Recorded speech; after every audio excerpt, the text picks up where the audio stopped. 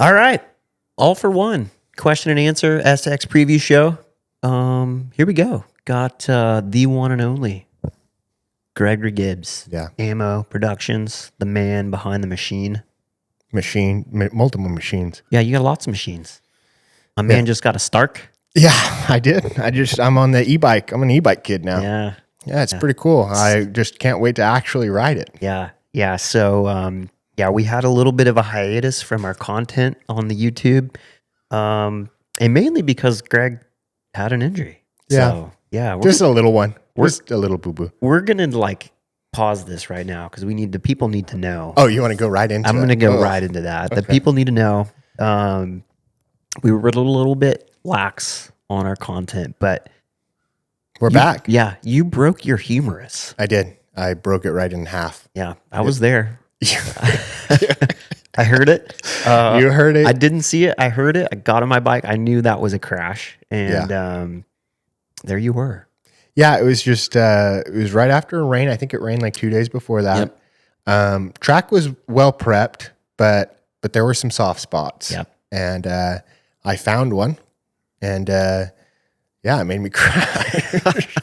Just came up a little bit short and my arms blew off. And actually the bar is what broke my arm. And I like to throw that in there too. I didn't just break my humerus. Yeah. I broke my sternum and 2 ribs too. That's what really makes you tough is the sternum and the 2 ribs. Did you ever get a good cough or sneeze? Oh, yeah. Yeah, a few of those. A giggle. Every time a good laugh happens, you're like, oh, it's not funny anymore. You see those things coming from a mile away. You're like, no. Yeah. Yeah, you're like, please go away. Yeah, but it was my first big crash like that, which wasn't even a big crash. I remember being in the air and being like, wow, this is pretty silly. Yeah. Can I say what I was thinking? I heard this is gay so many times. I was in the air and I was thinking, wow, this is gay. And then my arms, when I cased, my arm blew off the bars and then I hit my chest and my arm just wrapped around the bar. Yeah. And then I remember hitting the ground and thinking, well, so I was the only one on the track at that point. I think, I don't remember exactly what I said, but I think I committed the worst sin you can and said, just one more. I'm going to go do one more. Yeah. And went out there all by myself and then just freak little thing. It was just one of those things where you're like, everything's kind of going fine and then it's not. Yeah. And I remember being on the ground and saying, somebody will come find me. Yeah. Yeah. You know? As soon as I heard it, because it was kind of a wooded track, you Yeah. know? So, yeah, as soon as I heard the bike, you did a little bit of a panic rev, and then it just went from that to like, da-da-da-da-da-da-da-da-da. And there was enough of that I was like, yeah, he ain't getting up. So, No. yeah. I didn't get up. You wanted me to get up. Apparently, you said you were trying to get me up. Yeah, well, in my world, like, you avoid the ambulance, Yeah, not me. Yeah, that costs money. So, Yeah, the Department of Veteran Affairs hooked me up there. Yeah. So I as soon as they asked me, do you want to ride in a truck or do you want to take an ambulance? I was like, no, send me in the ambulance. I want some pain medicine stat.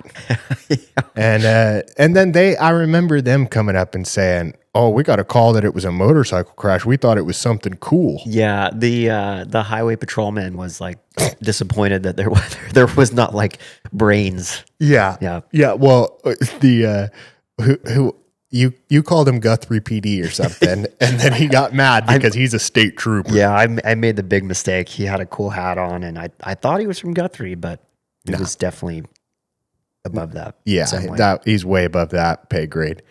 And then he wanted the VIN and everything off the bike. It was just all of it was just a kind of weird, awkward situation because we weren't at an actual track. We were at a private backyard track. Yep.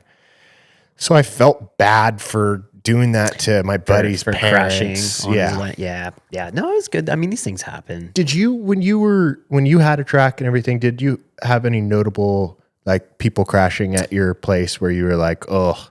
Not really. I mean, once you're in the sport long enough, like you've seen these things happen. I remember one time Jimmy compound fractured his tib fib, and I almost passed out. I saw the end of his tibia, and I was like, dude, just don't look at your leg. And yeah, that was probably the most memorable experience. Yeah, I remember you telling me while I was laying there on the ground, dude, it's real swollen. Yeah, it was huge. It was huge. I don't know if it was swelling or the bone pushing at that angle, or like just your masculinity. I mean, Terry's been giving me some bicep workouts to do and stuff. Yeah. So my bis and tris were just popping at The most important ones. Yeah.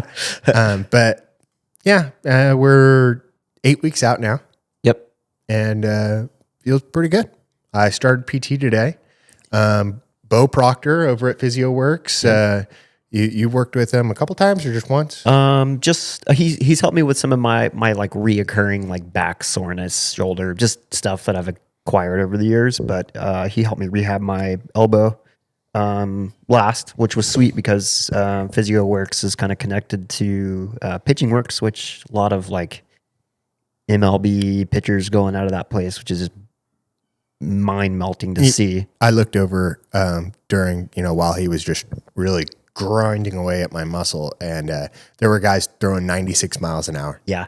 I was like, whoa. Yeah. I tried to stay and watch one day, and like my eyes could not See the ball. follow. Yeah, I don't know how the catchers do it, really. It's like the same dude too. He's like, he runs through like 10 different pitchers. His hand has got to hurt at the end of the day. Yeah, and one of the pitchers was 6'7", 275-pound guy throwing a baseball. That's a lot of... I did not do that on purpose, but I'm glad that you're trained on that now. Yeah. Your brain just connects it. So we'll get back to this because I do want to talk about, it seems like they're like on our following, there's a lot of guys that are kind of riding at your level. So I do want to get back to that because Slovak guys. Enthusiasts. That guy's having fun. Yeah. Enthusiasts. Fun havers. Yeah. But a lot of people excited about Anaheim. Oh yeah. Yeah, some things shaking up. So what's like your favorite part of Anaheim? Are we anticipation? Like what's going on? To be honest, I feel like it should be way further out, but it's next weekend. Yeah. We're about to get right into it. Well, we just stopped racing like 2 weeks ago. Yeah. You've had a busy 2 weeks. Yeah. No, I can't.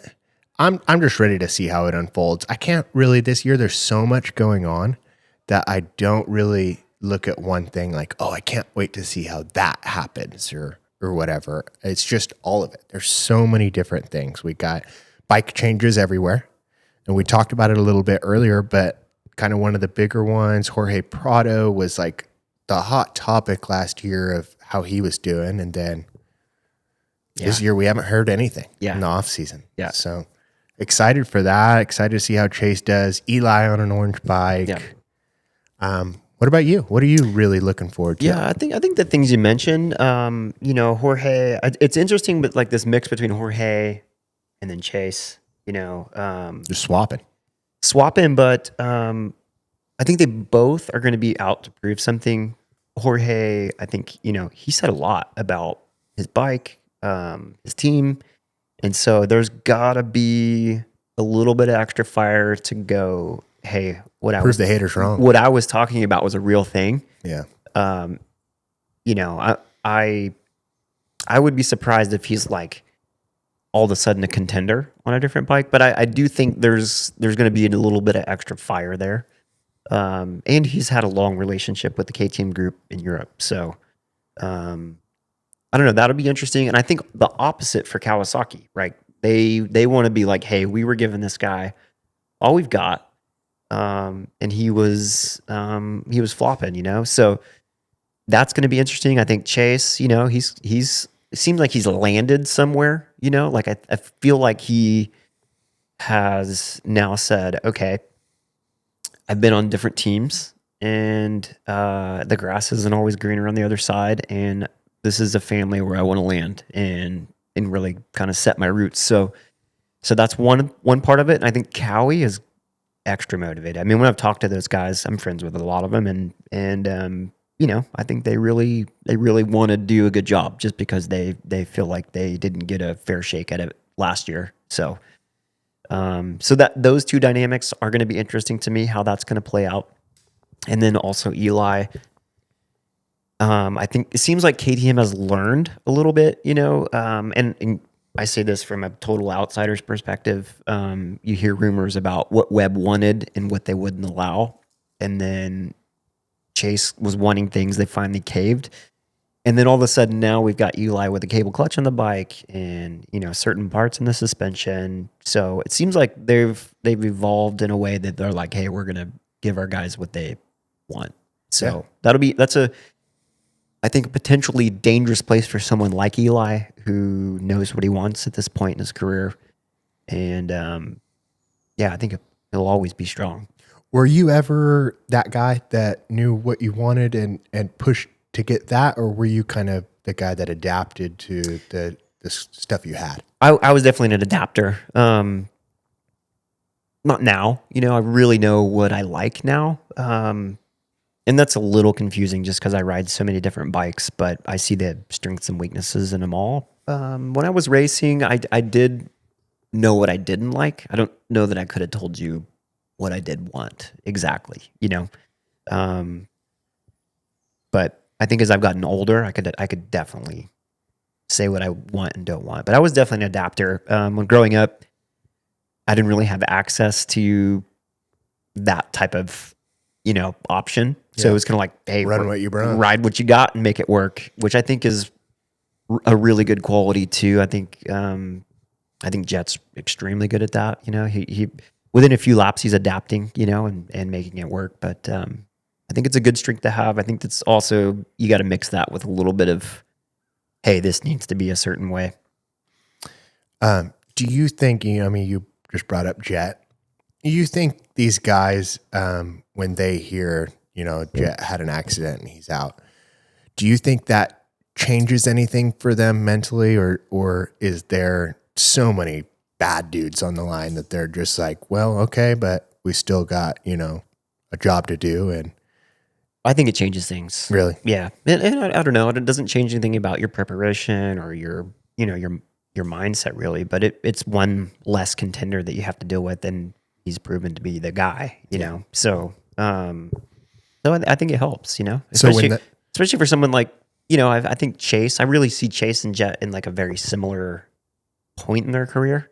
So I think for someone like Chase, it's a bit of a relief. Yeah. When that word travels through to all the different camps, like their reaction is, it's my time. Yeah. Yeah. It's just like, hey, there's one less guy that I gotta worry about. Cause at this point, man, there's so many good guys. And I think especially with Jet out, I mean, there's a lot of guys that can win. There's like 16 factory guys now, somewhere around there. Yeah. I don't know. There's a lot, there's a lot of champions in the 450 class, which is wild. And we got more manufacturers than ever now. Yep. You got a Triumph with a 450. Yep. Ducati. There's just so much. And you look at it, it's like how, some of these big name riders are going to get 15th place. Yeah.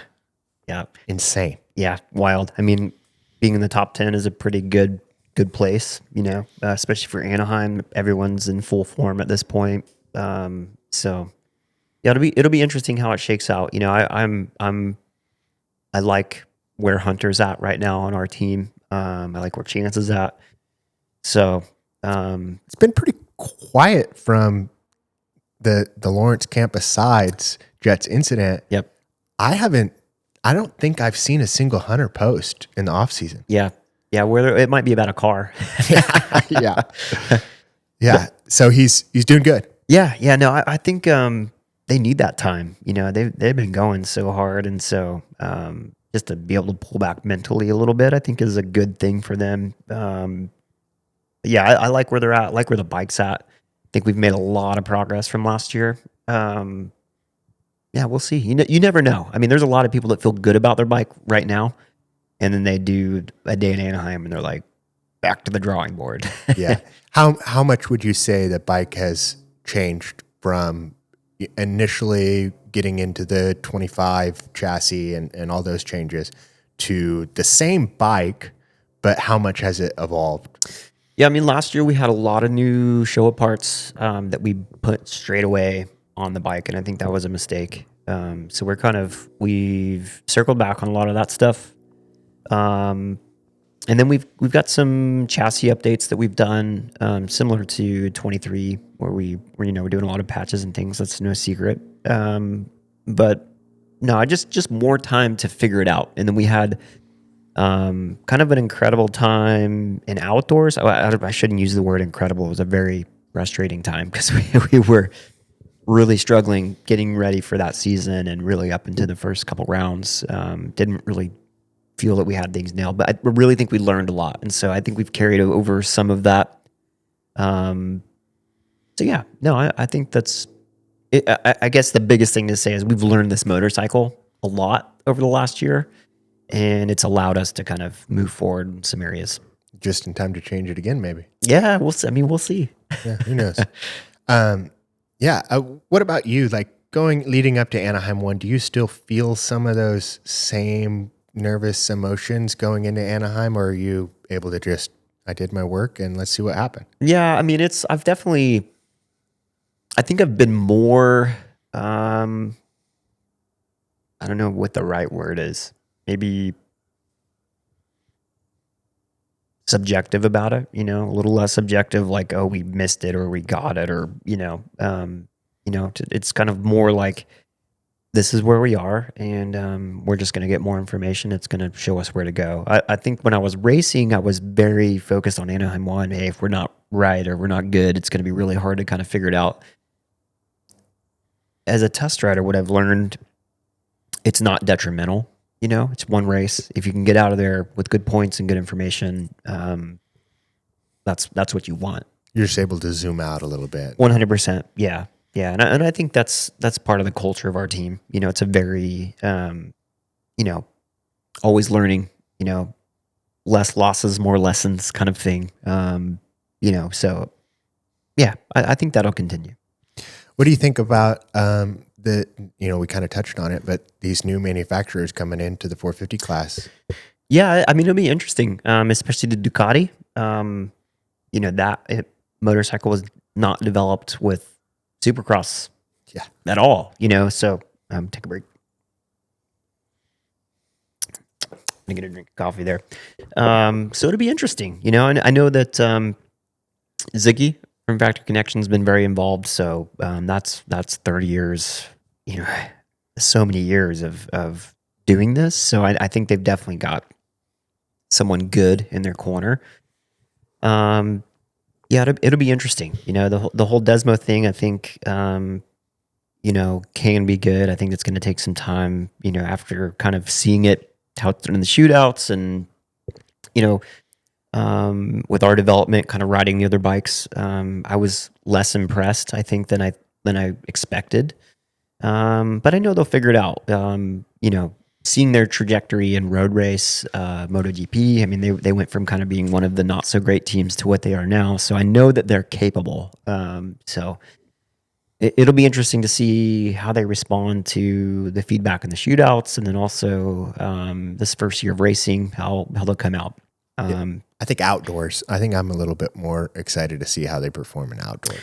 Yeah, we'll see. I know that they've got a good group of people there, and what I kind of am gathering from the outside looking in of the company itself is they're very like excellence driven. So I don't think that if they don't succeed, I don't think they'll kind of run with their tail between their legs. I think they'll have a let's figure it out mindset and come out swinging at some point. But yeah, it'll be interesting to see. Is Barsha going to be at A1?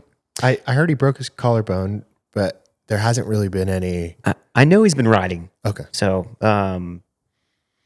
yeah, I know he's been riding. And Ferrandis should be there. Yeah. And Triumph. What about the 450 Triumph? Yeah, I know that bike has kind of performed similar in some of the shootouts, but I've also heard some good things about it. So, our good friend Chris Kiefer, you're blowing it, man. Yeah. No, I don't know. I haven't ridden one, so I don't know a lot about the bike. I know that there's been some really good comments. I'm kind of surprised to see that it didn't do as well in some of the shootouts, which I don't pay a ton of attention to that. And it's gotten harder with so many brands to really do a great evaluation. But It's like 12. They did 12 brands. Yeah, because they had the Cove. it's getting hard, and then people are a little biased as to what they normally ride. So I don't know if I paid a ton of attention to that, but I was surprised to see that it didn't do as well in some of the shootouts. But same with them. They've got a good group. And I think if they continue to do what they're doing, it seems like they're really continuing to build, like having a build mindset. And I'm excited for my friend Austin, just to see what he can do. Yeah. I think this is a good opportunity for him in his career to, to come out and just let people know he's still around. Have you seen Mike out at Rayners lately? Dude, all the time. Yeah. How does he feel? Have you talked to him about Austin getting on a 450? I haven't really, I was so busy in this last couple months testing that I didn't get to go to Raynard's as much as I normally do. But I know he's got something to say. Oh, dude, he's awesome. Yeah, he's just, I don't know. He's like, I will see, Yeah. Yeah. I'm excited to see how. I think that it's going to fit him really well. He'll be able to almost slow down a little bit, and I think it'll be good. Yeah. I hope it goes good for him. I guess kind of relate to him on the injury side of things, and I want him to do well. Just I know the frustrations of that, and so I hope that he can do this. So we'll see. Yeah. Other than that, I think that's pretty much it for changes coming into.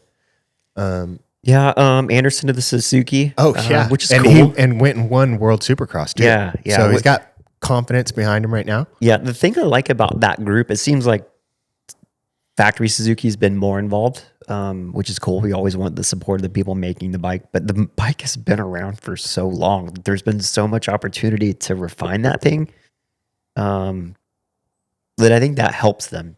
So I think one of the sleepers is Ken, though. Yeah. I mean, and I saw a post that he shared from that SX Muse or whatever stats. He's come out and won one less than McGrath on opening rounds. Yeah. You can't count him out ever at Anaheim 1. Yeah, I just think he's in a good place too, mentally. I don't know. He seems to have like low pressure. He's there because he wants to be. So I don't know. He's growing a mustache now. Really? Dude, he shared a story the other day before his workout or after his workout or whatever, shirtless, absolutely shredded. Yeah, dude's like he could show Terry a thing or two. Dude's a specimen. Yeah, I sent it to Sierra and I said, that's German engineering right there. I always, he's like, as a racer, you always have insecurities. I remember like one time he's like, dude, I'm just not fit. Like I don't look that good. And I'm just like, dude. The most chiseled racer we have. Yeah, dude, he does look fit. I know that's not always like the precursor to performance, but you can tell he's been working hard. So, so I think he'll be good, man. He's I don't know, he's in a good place. I think he'll be relaxed and yeah, he'll be good. And then we got Colt on Suzuki too. He's out here training at Rayners. Yeah, again. dude, I feel bad. I was like, dude, when you're here, I want to ride with you, and I've been sick with some you haven't sort rode of. with him at all? Yeah, I haven't rode once. He texted me today. He's like, dude, where you at? Sorry, Coat. Yeah, we had a podcast to do. Yeah, we were busy today. Yeah. Yeah, that whole crew though. I mean, I feel like everybody this year is kind of firing on all cylinders. Like just ready to go. I think that's common per year, unless you're coming in injured. Everyone's usually pretty solid at this point. It's kind of, and that's what makes the first few rounds so exciting. But I think, things thin out as they go. And it's really kind of the test of the sport that makes it exciting is who's going to be able to kind of sustain that level of performance.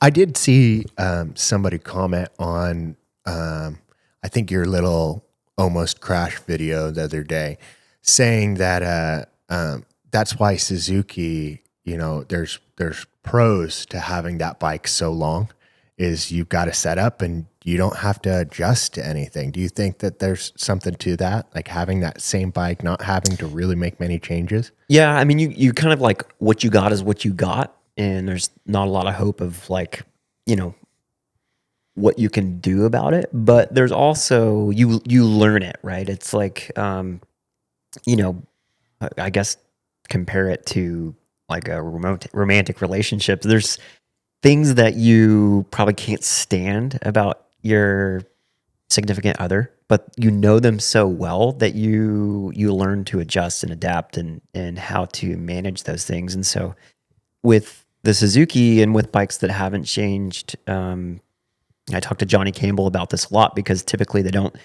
change a couple of the off-road models with Honda, and they end up with a similar bike for longer than say the R.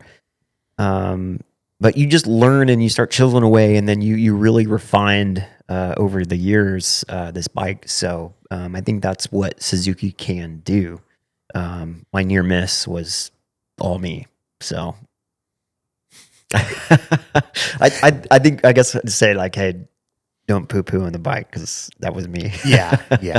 You're just a squid. Yeah, totally. I don't even know why I'm out there. I think that's part of why I'm excited for this year. I think we've got another year of development that I'm excited about. So yeah, I'm excited to see how it pans out for our team.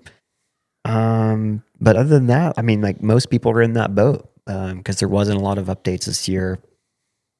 Yamaha updated a little bit, but for the most part, everyone's on a similar chassis. So It's going to be a good year. yeah, we'll see. I mean, it's always exciting. So, and then the 250 class could be interesting as always. Deegan's definitely the favorite. Yeah. But I'm excited for my guy Chance. Yeah.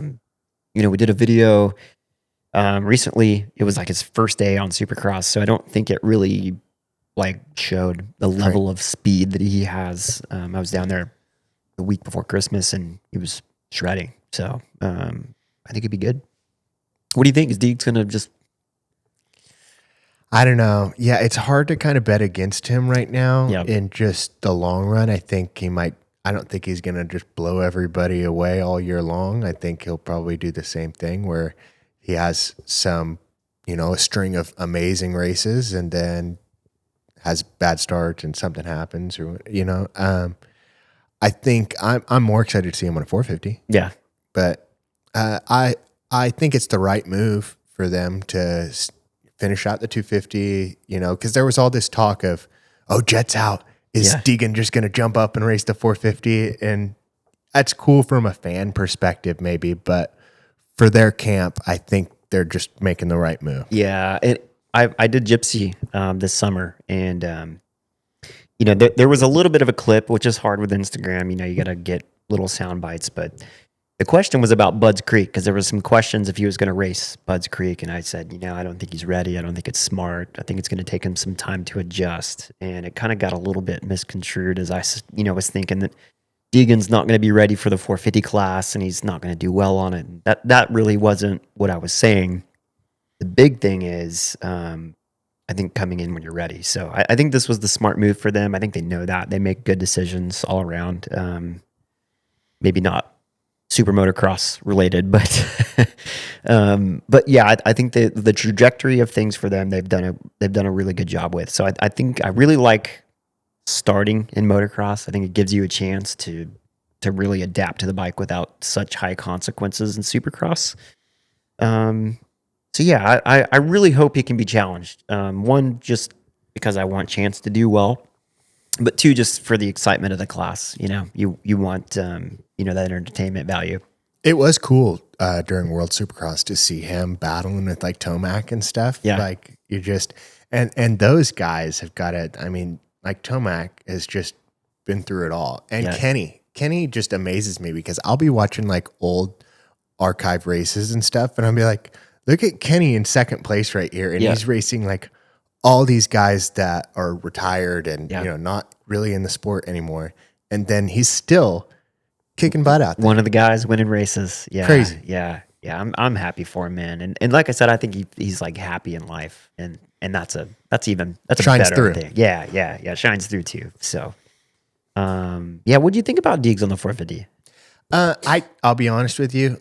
I did not pay to watch World Supercross and like watch the whole thing. I was a highlight guy. Yeah. I watched the highlights, but I mean, I think it was an awesome step into the door. You know, he didn't have that. I think he had, you know, a couple weeks on the bike before.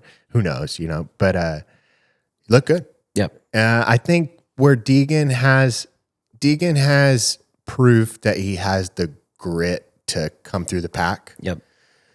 But his starts are wishy-washy. Yeah, and that gets harder on the 450. Yeah, it gets harder on the 450, and it's kind of even makes it worse because he's on a quick bike right now, you know, in the 250s. So, yeah, on the 450s when everybody's just got all that power to yank them around. Yeah, and they're all good starters. You know, you might line up on a line of 22 riders in the 250 class, and there's 5 or 6 dudes, but everyone is good in the 450 class for the most part. So, yeah, that's a great point. That was one of the things for me at certain points, especially 2015.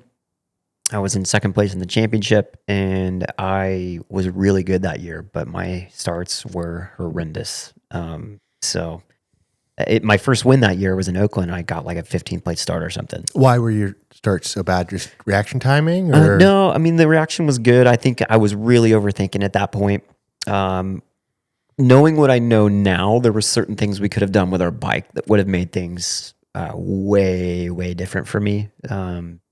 Hindsight's always 2020. Hindsight is definitely 2020, but yeah, that is such a key part in today, being that someone's so good, and that's one of the reasons I like Hunter for this year is his starts are so good. So yeah, that you know, well, the Hondas they have a cheater button, and the starts anybody, even Mathis, can rip a whole shot. Mathis could top 10 a start for sure, no problem. Yeah, thanks for. Mathis talks about how happy I was that he couldn't do that. I think I must have said, "What'd you think, man?" Like probably 20 times because I just wanted him to be like, "No, it's just not that easy." You were right. I was totally right, and it felt good. It just feels good to be right sometimes. Sorry, Mathis. Yeah, that was a pretty cool thing though. That everybody was able to get involved in that and have a good time with it. And you just how often does that in your career? How many times have you seen something like that happen? Never. I mean, I credit Lars with that. You know, Lars is laid back enough to go like, yeah, why not? You know, give him a bike. Yeah, we'll see. Let's see what it. Put your money where your mouth is. Yeah, you know? yeah. There should have been some money on the line there. Or at least some consequences. I think there was consequences, and I think the consequence was Steve having to admit he's wrong. It was so funny, dude. It was like the data was just like all over the place, you know. But yeah, it was fun, and I think, you know, I'm sure people will be like, yeah, they didn't have the map in or whatever, but that was the real deal, and to see that, you know, it's just not that easy. I was most let down about JT. Really? Yeah, he did not start that bike. He told me though, I haven't done a start in like 15 years. Yeah. So, and it showed. Yeah. I mean, I didn't necessarily expect greatness, but I did expect him to whip Steve's butt. Yeah. You know? Yeah. And it happened. Yeah. So, yeah, probably should get rolling here because we have some questions, but I do want to get back to your injury. Oh, okay. Yeah. Because, you know, I think there's a part of our audience that's in your same boat. You know, they love to ride. They're shooting for some sort of series. What has been the most helpful thing in your injury? Because you had a decent injury, snapped your humerus, had to get it surgery, plated, screwed. That thing was. Should we pop the pictures in here? If you want, dude. The surgeon took a picture of the inside of your arm. I hate that stuff. I don't even know if we're allowed to like. There's got to be some sort of HIPAA law. Yeah, I think I posted it on Instagram and then I took it down because one, he follows me and he kind of like watches my stuff. I think he's like babysitting, making sure I'm not going too crazy. But also, I just didn't know if that's like illegal or something. I think he's pretty experienced. So he's been around it a while. He knows what he can get away with and what he can't. But yeah, it was graphic to say the least. Yeah. But so I know, you know, I've kind of like tried to like encourage you along the way just because I've been through those emotional steps. I think that's really common for people, you know, to go to those dark places in that time. I don't know if it's lack of being able to ride, the kind of like not being able to resolve what happened right away. It's not like you can jump on your bike and go like, hey, I'm like back in this. not being able to use your arm. Like there's all these different things. What was that process like for you? I think the worst part is not being able to explain to my kids. Like, I mean, I have an 8-month-old daughter. Obviously, she's not going to remember any difference. But I have an almost 4-year-old boy who he'll go. It's going to choke me up a little bit. He'll go, I hate your broken arm, and it's just from not being able to like pick him up and just do things with that arm that I'm used to doing. That's definitely been the worst part of it.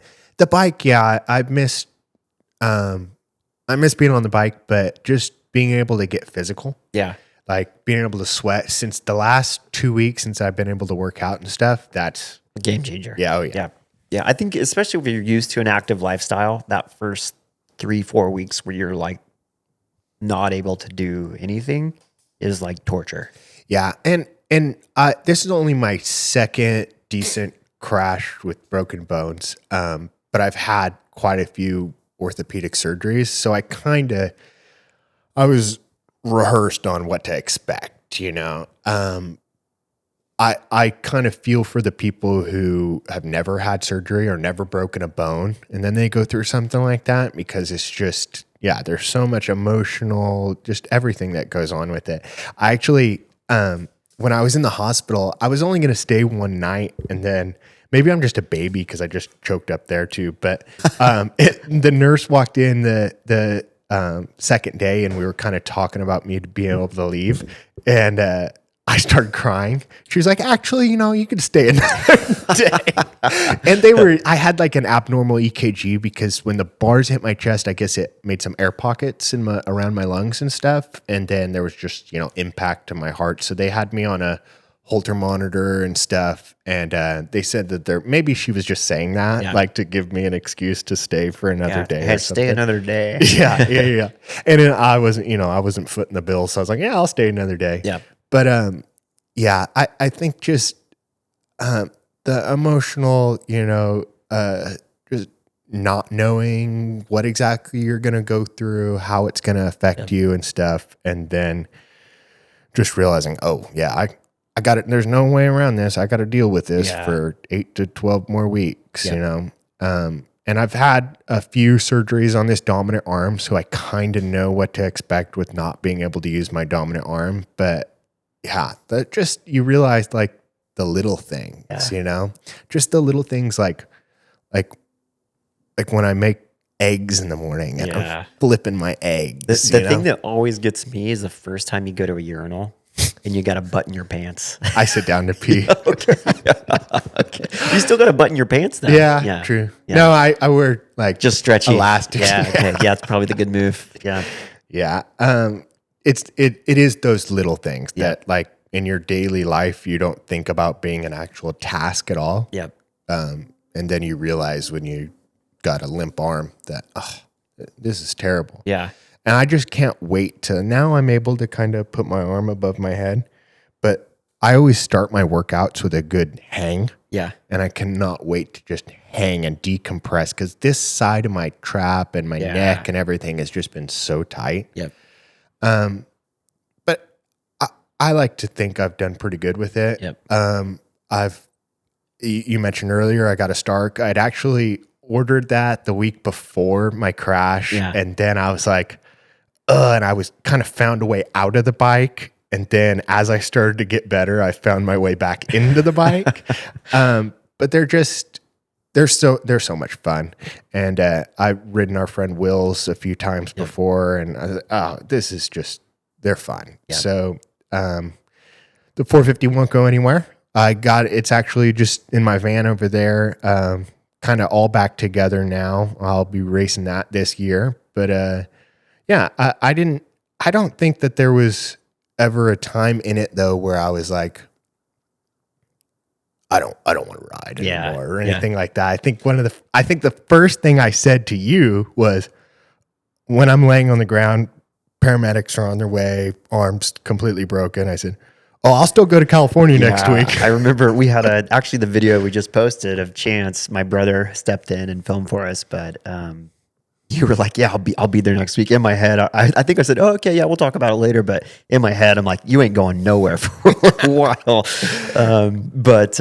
Yeah, that's one thing I take from this whole conversation we just had is like, that's a very normal, that kind of dark place. Oh, it's hard to buckle my pants. Like that's a very normal place to be. So I think if you've just had an injury, like just the thought of going, okay, everyone experiences this is really helpful because it's a very isolating place to be, like you start like feeling sorry for yourself. Like I can't even like buckle my pants, Yeah. Like, I saw something the other day that was like recovery is a lonely road. Yeah. And it is because people may have had the same injury as you, but they haven't had that injury right now with where you're at in life and the things you're going through. Yeah. And it's not like a poor me. And to be honest, there's been times where I just like, I don't even want to talk about it. We're like, cause everybody's first thing is, how's your arm doing? Yeah. How are you doing? And I'm just like, it's like, you almost feel kind of guilty about it because I did it riding a dirt bike. Yeah. It wasn't like I got in a car crash on my way to work or something that's just like out of your control. I was doing one of the most dangerous things you can do. Yeah. And I loved it. Yep. And I loved all the way up until I was laying on the ground, and I'll love getting back on it again. Yeah. So it's hard to, I just don't want anybody to ever feel sorry for me in the aspect of like, I knew what I was getting myself into. Yeah. But I remember about week 1 through 4 thinking, I don't ever want to do this again. Like I don't ever want to go through this. But now as I've kind of exited those dark times, I'm thinking, wasn't that bad. Yeah. That's one thing I always pulled from my injuries. I guess in a question I have for you is like, is there a valuable lesson that you feel like came through this? Maybe that's too loaded of a question to put you on the spot with, but no, as far as just life or riding? Yeah, just anything. Yeah. I think life is just, don't take it for granted. The easy things of just existing in life and being able to pick your kid up with that arm or wrestling him around. My boy, actually, the hardest part, he loves to wrestle, and Augie's the same way. Like, yeah. You want to wrestle real quick? Yeah. So, we were at the park, and this is maybe like 3 weeks after I crashed or after my surgery. And, he asked this random dad at the park, can you get me and grab me? And I just felt so bad that like he wanted that so bad that he's like asking some strange guy, you know? So it's things like that, like just not taking the ability to do the average daily things for granted. Yeah. The thing that you're like almost sometimes like, ugh. Yeah. I'm like, dude, I just chased you around the house and wrestled for 45 minutes. As far as riding goes though, any lessons from that? It was just one of those things where I told you before, it wasn't like a big send where I'm like it was like Seth Inslow doing this big old 200-foot sand dune jump or something. It was a simple, probably 40-foot double, that just took away my speed and it just happened. Yep. And that's just sometimes how it happens. Yeah. It was, maybe if I was more skilled, I could have gotten out of it in a better way.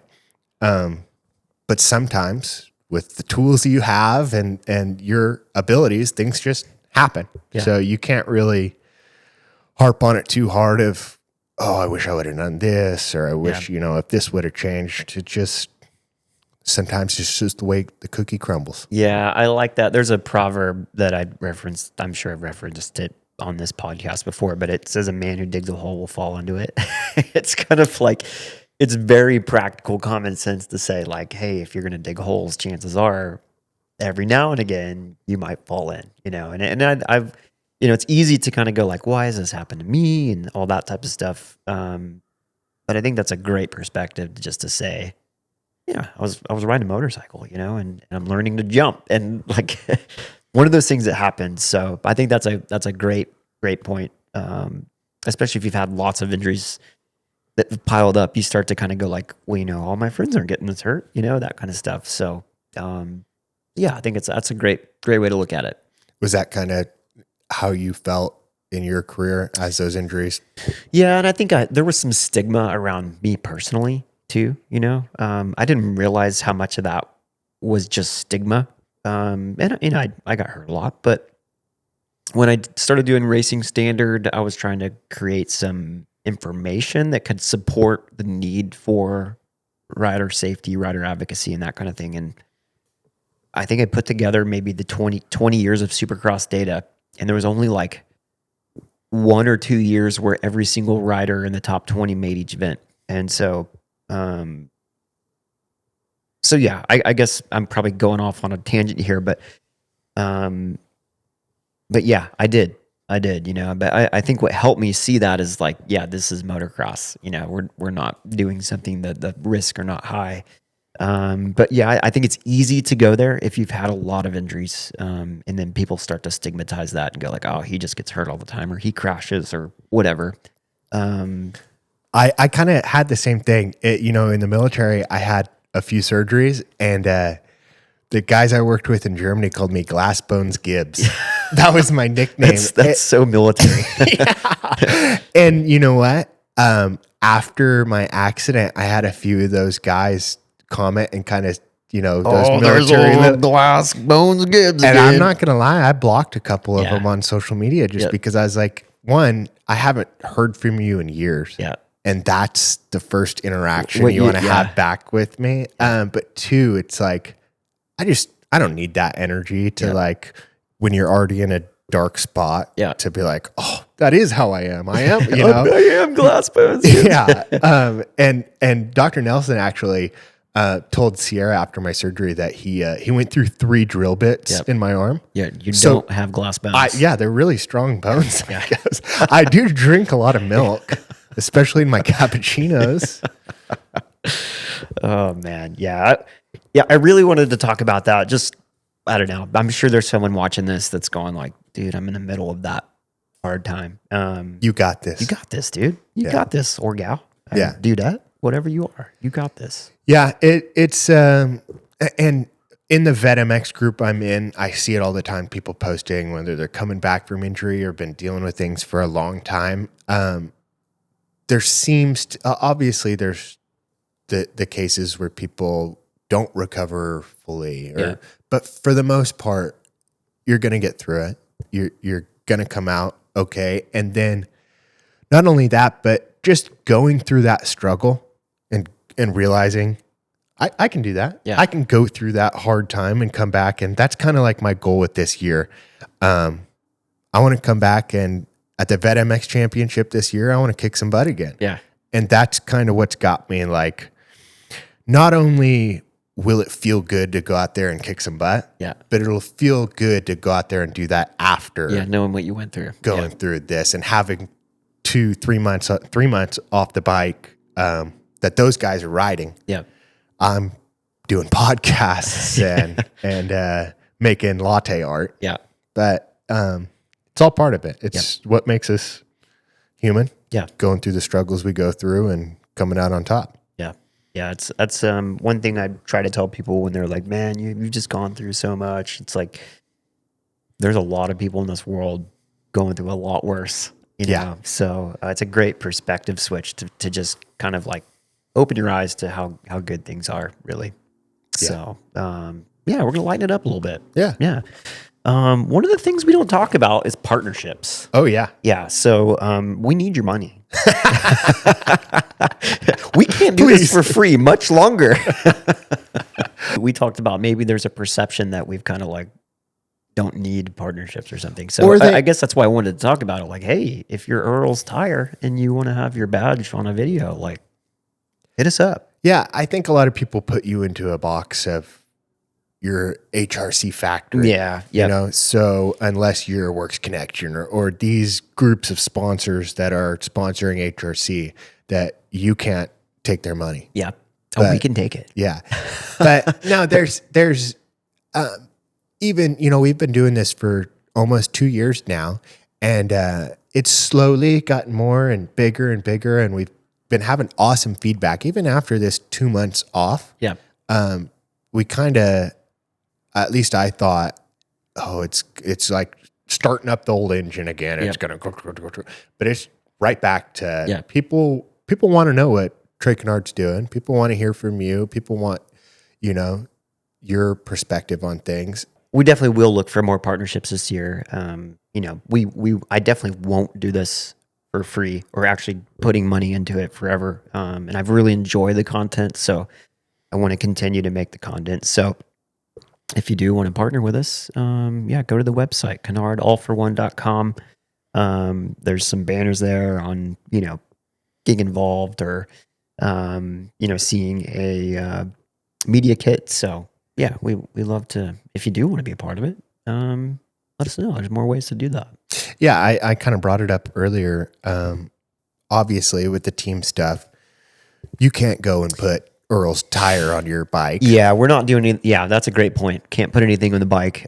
Gear is really, helmets, things like that. Banners on videos. If you want to have a product review, that type of thing. Yeah, we're all about that kind of stuff. But that's a great point. The bike is Honda's. Bike is off limits. Yeah, can't touch the bike. I think to be honest, apart from the viewership and getting on that with logos and sponsored segments and stuff, I think the whole chin bar thing is probably one of the coolest things. Yeah. It seemed like it was a bigger deal back in the day. Yeah, back in the day, you're like, yo, he's got a chin bar deal. Now it's like a full helmet. Yeah, mostly like Monster, Red Bull, that kind of thing. But let's bring it back, dude.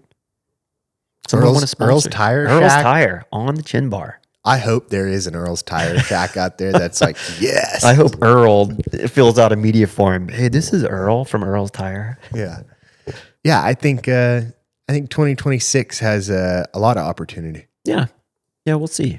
Yeah, I have fun doing this. I want to keep doing it. And Earl, if you're out there, hit us up. Yeah. What else are you thinking? Oh, we got to get into questions. Oh, dude, the whole thing is about questions. We're 53 minutes in and we haven't even done the Q&A. Okay, Let's get into this. Start with Instagram? Yeah, I'll start with Instagram because, right off the bat, as soon as I open my phone, Jake Street over at Alias MX, he says, on the scale of memorable racing moments, where does shitting his pants rank on Trey's history scale? Who asked that? Jake Street. Oh, gosh. I did it a couple times. Yeah. Once when I was a kid, I remember I was at my hometown race, Elk City, Oklahoma State race, and I scrubbed the jump and caught my foot and like kissed to death all the way to the downside, like folded myself over. I think I like hurt my ankle or something. I remember I was laying in my little like trailer and everyone that came in was like, what's that smell? And I got so mad. I was so aggravated. I'm like, what was ever talking about the smell? And went home and my back was sore or something. So got in the bath and dude, my butt's like really itchy. Like went back there and full poo. Dang. It happens sometimes. Yeah. And that was amateur career though. Did it happen in your professional career? Yeah, Phoenix, 2009. I crashed into it head first into a berm, folded myself over pretty good and had a concussion. I remember I get really emotional with concussions, and I remember crying in the semi, I pooped my pants too. he had to have, somebody in the semi had to have told him about that. Yeah. Were the Factory Connection guys there at that point? Yeah, it was one of those moments where they're laughing and I'm not. Yeah, felt very laughed at, not laughed with. It happens to the best of us, though. Yeah, when you poo your pants, that's what happens. So it ranks pretty low on your memories, though. Your racing memories. Yeah, I try not to think about that too much. It is kind of funny though. Just poop in general is funny. I mean, it's like God made for us, other people. Poop and fart is just. I mean, yeah. Anytime my little guy says but it's it's just funny. Yeah, for sure. Yoshimura says, could you run a handlebar mustache and no beard at A1 for old time's sake? Absolutely. You thinking about doing it? I kind of trimmed up the mustache today though, so that might be hard. You literally took the handlebars away. I did. Yeah, I should have read that comment before I trimmed. I trimmed it right before this actually. Justin Thelmer, this is a good question. When a rider goes out for injury, like Jet just did, what does the mechanic, Christian in his situation, do until they're back? Yeah, it's a lot less. It's definitely the workload is not as much, but I wish you could see like our Monday meetings. There's always like stuff going on at the shop. So he'll have plenty to do. I'm sure he'll catch up on things too. Like they've had just a wild off season as far as Australia and Paris and testing and nations. Not really having a whole lot of time to kind of catch up. So he'll catch up on that. Bikes, parts that need to be put back together, and stuff prepared for. And then our minds are always moving forward. So he'll help out with the racing too. Anything that Cam needs on the 450 side, Hunter's mechanic. So it's definitely less of a workload, but he will have a workload and stuff to do. And Usually, it's also a chance to take a breath. yeah, they usually still go to the races.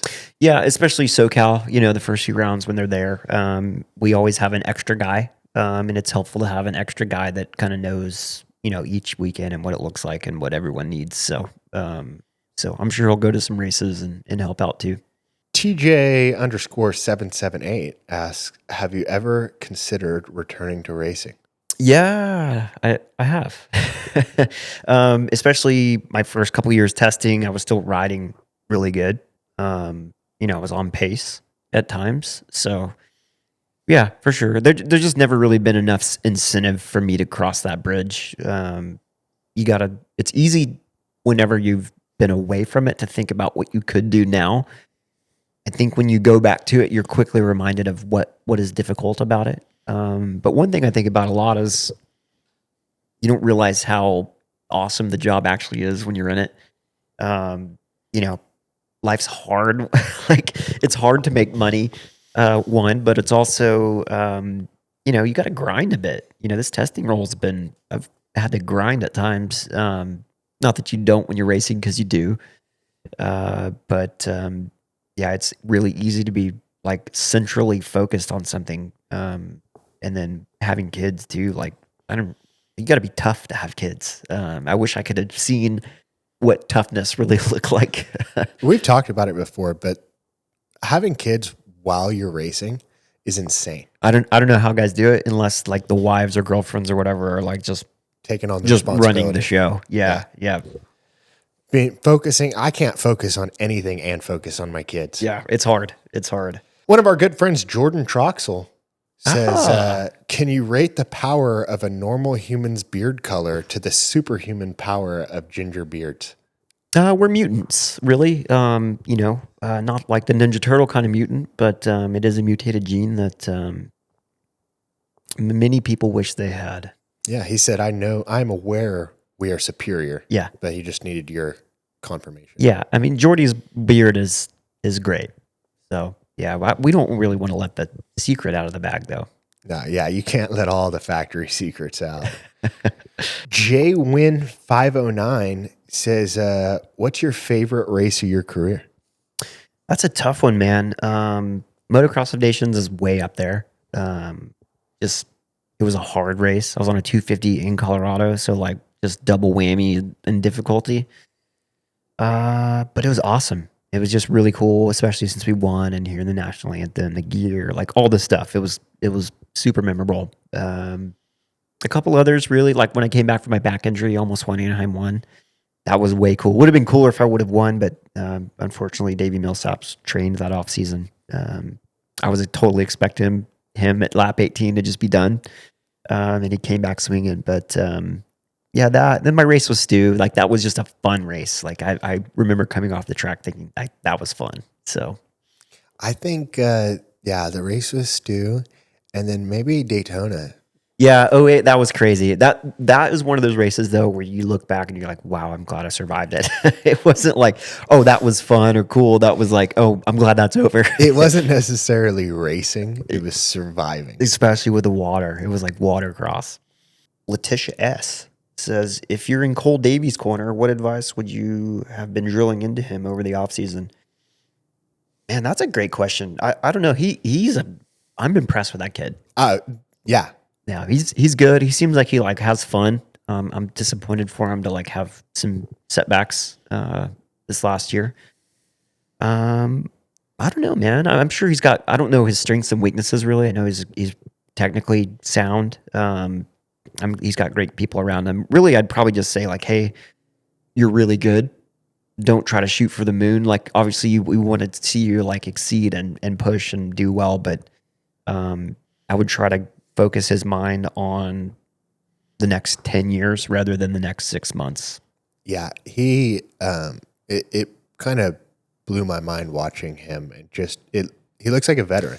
Yeah, Ben Townley helped him a lot early on, and you can tell. I mean, he's just fundamentally sound. He's like the perfect mix of like jet technique and form, but with just like a little bit of hanging it out. Yeah, he's got some punch to him for sure. Yeah, he's a good rider. I've been really impressed with him. Would you, Estites says, would you be able to share information about the Honda electric bike? I wish, man. I get lots of questions about this thing. And honestly, the truth is I don't know where it's at this point in time. Looking back, it was a major privilege to be a part of that prototype. It's like when you're working on something like that, the level of like secrecy and it's all very, very, we don't talk about this, it's don't say a word about it kind of stuff. And so it's a privilege to be a part of it. Where it's at right now, I haven't been a part of it. So when's the last time you heard? Last thing I heard was maybe last year that they were working on another generation or kind of the next iteration of the bike. But that's all I really know.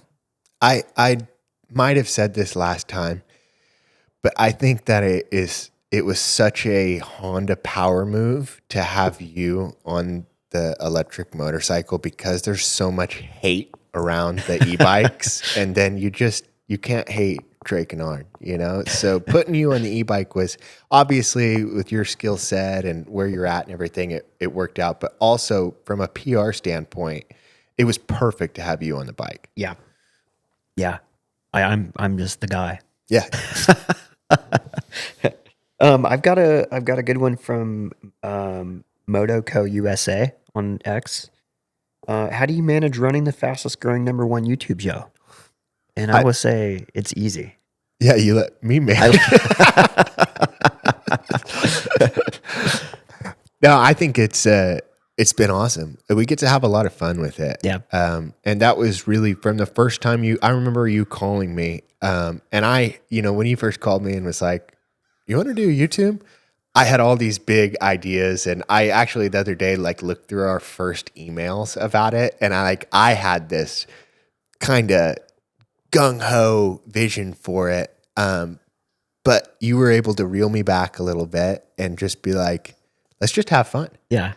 And that's what we've done. Yeah. And it has at times been a little slower than we thought it would be. Yep. But at times we've been blown away with the feedback we've gotten. Yep. So I think it's been awesome. Yeah. No, I've loved it. It's been fun. And hopefully we get better at it. Yeah. I think I'm at a point in my career where I'm not as relevant, I guess. So I think it's probably harder to get, massive views and things like that. And I'm just not doing some of the things that, you see on Deegan's channel or whatever, this, crazy riding. I'm really not that impressive to watch anymore. So yeah, no, I want to keep doing it. I've had a blast doing it. And, being compatible with Mr. Beast is a privilege. Yeah. I think bigger than I think actually Terry, I heard that he was kind of taking that title away from that guy, and he is Mr. Beast. Yeah, he's actually taking it from him at this point. Yeah, physically. I just love Terry's noise. He has a noise about him. Yeah. Terry's awesome. I heard Terry's been having a hard time though lately. Yeah, he's really disappointed that Jack got hurt. Yeah, I've tried to. I mean, he's been kind of in his bed at night, crying, and you can hear him cry. Yeah, it's really sad, but we'll try to get him going again. I haven't seen him in the gym in a while. I think he's been really disappointed.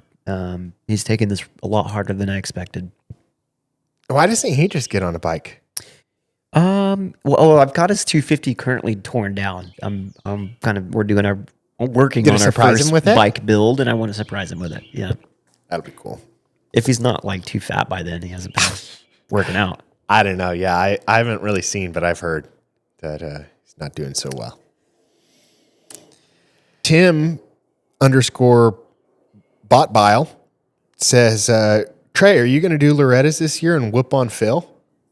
Is Phil doing Loretta's? This is the first I'm heard. People ask me about Loretta's a lot, and my answer is always the same: is I have no desire to do Loretta's. Is that's probably like very anti like core of me, but I already like sweat it out and be hot enough. Like I don't want to like go pay thousands of dollars to like go Millions. be hot and sweaty. Yeah, millions and millions of dollars.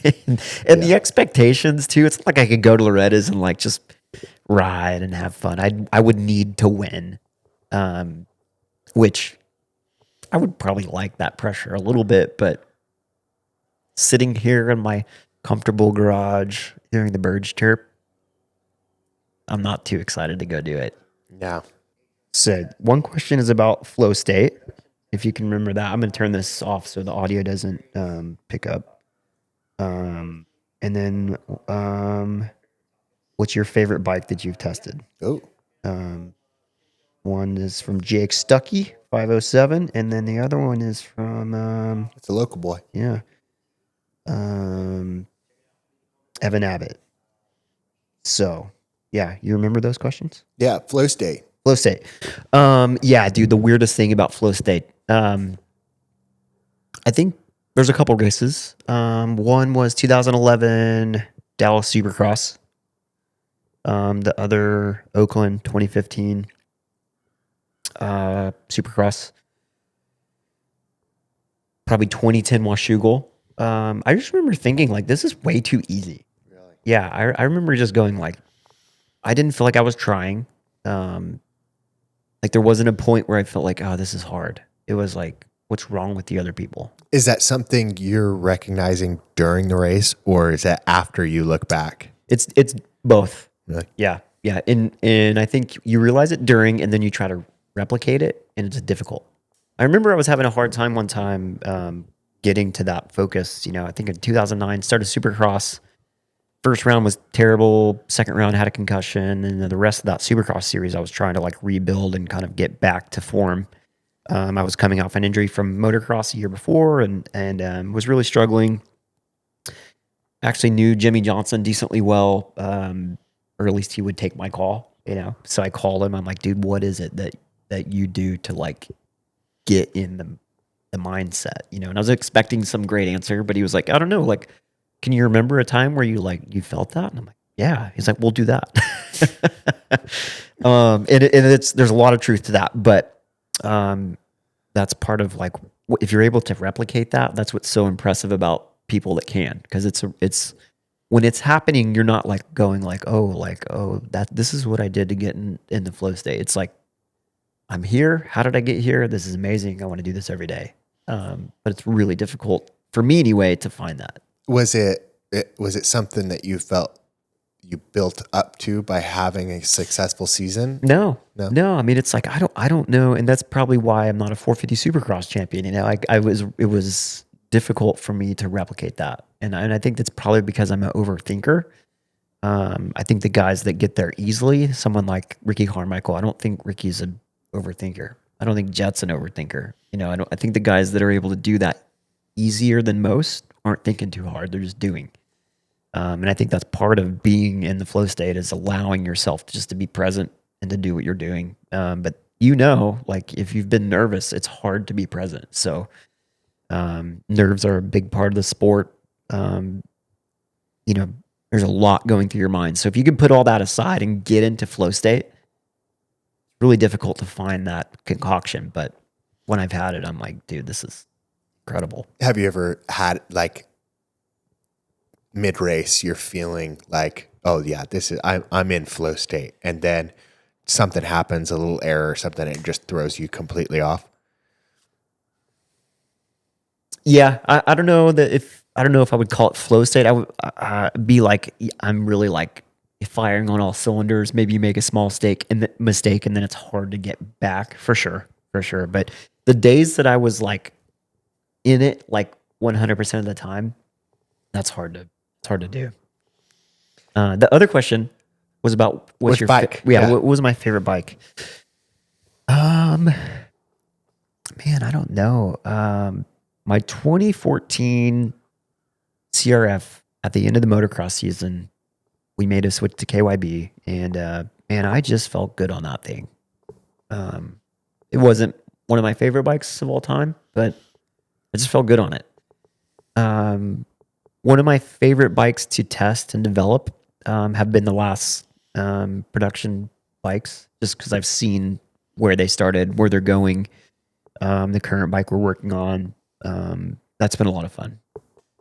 Yeah, I think obviously I wasn't really around for your height of your career and those days, but now it's been cool to see you working on these bikes, and just the pride you have in those bikes has been awesome to see. Yeah, it's and it's not just me. I mean, I need to like have a prerequisite each time I talk about me working on these bikes, because there's a great big team of people doing this. So it's not me per se, but just being able to be a part of that Yeah, is your part. it's an honor, dude. And just to know like, hey, at this point in the time I was able to like have some say and to see it work out well is really cool. And then you really like you see the team working around you, and you want it to go well for them, Is there some pressure to that though? There is, for sure. I mean, I'm always nerve-wracked like the whole time in between our last development cycle and the first time the media rides it, the first time we ride the actual off the line, how the public's going to get it, how's it going to feel? What's the public going to say? But yeah, I also enjoy that because I don't get a whole lot of that anymore. Even the racing, it's like it's still up to the rider to pick his setting and do those types of things. So yeah, it's fun. I enjoy that pressure a little bit. And the last one went well. I would say it went really well. So yeah, I'm hoping this next one goes good. Yeah, it was pretty cool being at that bike release last year, and just it was the day before everybody rides it, and you guys are still kind of making adjustments, and it was the production bike that everybody's going to get when they buy the 25 Honda, but you were still striving to get those guys the feel they wanted there that day. Yeah. I mean, and as you're developing these bikes, the strengths and weaknesses, and so you really want to try hard to like kind of elevate the strengths, and then make the weaknesses. I shouldn't say like hide the weaknesses, but you want them to be less noticeable. So yeah, it's fun, man. I enjoy it, especially when it goes well. I'm really hopeful, on our development process, and it's cool. And I'll do it. I don't know. I feel like I could do that for a while. Yeah, and that's kind of a question I have. As the race stuff goes on, do you see yourself staying in the production role longer than the race role? I think so. I mean, Supercross is still difficult, right? And the risk definitely goes way up. The production testing is far less dramatic. Some of our riders are, Like me. 50, 60 years old, so I don't feel like I have to take the risk to do that. And I push riding the production stuff because that's kind of why they have me. They have that vet level rider and some other intermediate level riders, but I think my job is still to be kind of pushing the bike. But I'm sure there'll be people after me that are coming into that role later on. That I can maybe be the the older vet rider or the intermediate level rider as I kind of time out of my relevance. That's crazy. One day you could be the 50 to 60-year-old intermediate rider. I really hope not to do this for that long. But it is cool. I've developed a skill set, so it would be, even when I'm done doing the race team stuff and Supercross and all that, I would still love to continue to do it because I feel like you develop something that you want to continue to use in some way. My phone died, so I don't have any more questions. Okay. But did you want to pull up any more? You think we got through quite a few? I think we hit a good amount. Yeah. And we're approaching on an hour and a half. So yeah, thanks for stopping by, man. Yeah, it's a good time. Yeah, and comment below. Do you like this? Do you want to see more of this? I think that's a great question. Like, this is easy content. This is easy content for us to do. Yeah, I could come over and do this every day. Shoot the bull all day. Just hang out, Yeah. breathe in the race fuel, and just enjoy the history around here. Yeah. Just to touch on the shop that we're in right now, is when you look up at all these number plates and all these helmets, do they all kind of stick out of their each have their own significant memory, or is there anything that sticks out that you're like, that's my favorite? Yeah, there's definitely, I don't know. I've come in here a couple times and just sit, and that was, we built a house last year, and that was some of the motivation, is I had all this stuff like locked away in a container, and it's fun to come here and just reflect a little bit. I just like bikes. I didn't realize how much I like motorcycles. You got about 8 of them in here. Yeah, dude, I really enjoy it. So it's really fun for me just to come back and reflect and just look at bikes. One more thing that I had saw some people ask that you kind of just brought up, building this house. You don't have a track at your house anymore. No. I sold my property actually at the end of 2016, leading into 2017. So riding at Raynard's mostly. I mean, there's some great tracks around, Game and Robbie Smith's, OMC. There's a handful of places that I do go, but Raynard's is kind of like the primary location for me. But the thought of having my own track for longer than I did was a bit of overwhelming. I do miss it, it was a lot of fun, but the maintenance, the cost, all of that, gets to be overwhelming. But And the other people, just all of that. yeah, it's a lot. It's a lot. Like when people go to tracks and they complain, just be glad you have a place to ride. It's a lot of work. Yeah. Okay. Well, wrap it up. Yeah, that does it, man. Thanks for being on the podcast. Actually, you're gonna start like a little YouTube channel yourself. So let's get a plug. I had started the channel before. I think the 4 videos I have on that channel right now are Deegan at one of the Moto Playground Nationals when he was an amateur, which did really good.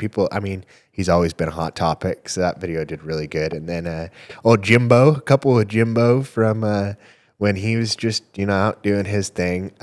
Jimbo's been ripping, by the way. Has he? Yeah, I think, to be honest, I was kind of crap talking him the other day, saying, "Man, you look kind of like that Uncle Ron guy out there, pretty stiff." And then I think he took that to heart, and he's just been out there destroying it. Yeah. He's posting morning gym pictures more than I do. Yeah, he's into it. Yeah. He's don't call it a comeback, he always says. He's doing the thing. It's always good to see him out there ripping. All the Oklahoma crew out there, like Raynard's. That is one of the cool things about Raynard's, is there's just so much history of the last 30 years of moto out there. Yeah. It's pretty cool to see. We got to do a video there maybe next week, because Colt's here riding, Bogle's been riding, Benny's here. Yeah. Like Jimmy's been going there. We got to do something. So, for sure. Yeah. But yeah, Ammo Productions, Ammo MX. It's going to be fun this year. I'm going to do a little bit of my racing and riding stuff, and then a little bit of the behind the scenes of filming. I've always loved the amateur scene. I'm going to try to go to more amateur races, not only to race myself, but to film all the crazy kids that are on 65s lapping me and stuff like that. So it'll be cool to do that. So yeah, keep a lookout for that this year. Going to try to keep it consistent, but got a lot of work with the #1 YouTube channel here. Yeah. So we'll see how it goes. Yeah. We'll see if we can retain our title this year. Yeah. Yeah. Number one. Fastest growing. Number one YouTube channel. Number one podcast. Number one test rider. Yeah. All of it. All of it. Number one everything. Number one D class film guy. Vet champion. Vet MX championship champion right here. Yeah. Yeah. You got the hardware, dude. That's all that matters. Yeah, I earned my stripes, as people have been saying. Yeah. Oh, yeah, talking about and to be honest, I'm kind of a little upset about that, which I get it now, and it added some fire. But I went there, and I think I told you before, I won an AMA number one plate. Yeah. And then they told me, I went up to go get my trophy, and they said, AMA doesn't recognize D class. That's what you get. And then it kind of like set in that maybe I should have just went C class. Yeah. Yeah. But, hey, yeah, dude. I thought you were a beginner rider, dude. yeah. So next year, man, take on C class. This year, September, you got to come out there one of these times. Yeah. Yeah. Okay. All right. Hey, All for one Q&A. thanks for checking it out. All for one Q&A. Like I said, comment below, like, subscribe. Let us know if you want to see more of this. So thanks for stopping by. Boom.